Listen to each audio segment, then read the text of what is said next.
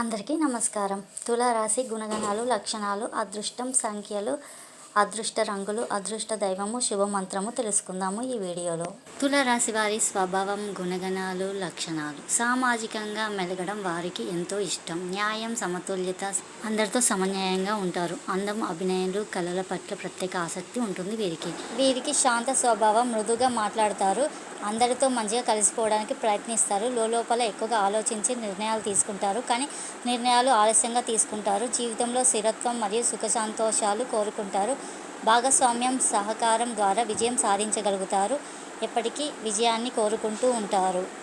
వీరు పాటించవలసిన సూచనలు: నిర్ణయాలు తీసుకోవడంలో ఆలస్యం చేయకుండా ఉండండి. ఇతరుల మాటలకు బదులు స్వయంగా ఆలోచించడం, అతి ఖర్చులను నియంత్రించడం, ఆరోగ్యంపై ప్రత్యేక శ్రద్ధ చూపించండి. అనవసరమైన విషయాలలో జోక్యం చేసుకోకండి.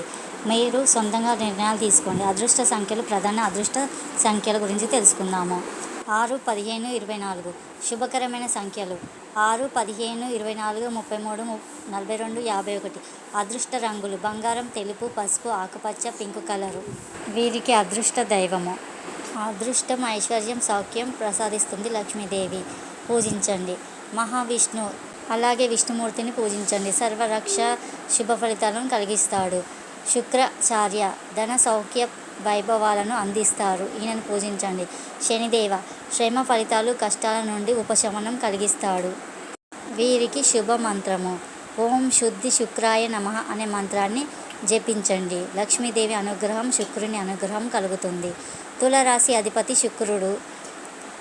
శుక్రగ్రహ అనుగ్రహం కోసం ప్రతి శుక్రవారం 108 సార్లు జపిస్తే శుభ ఫలితాలు పొందగలుగుతారు.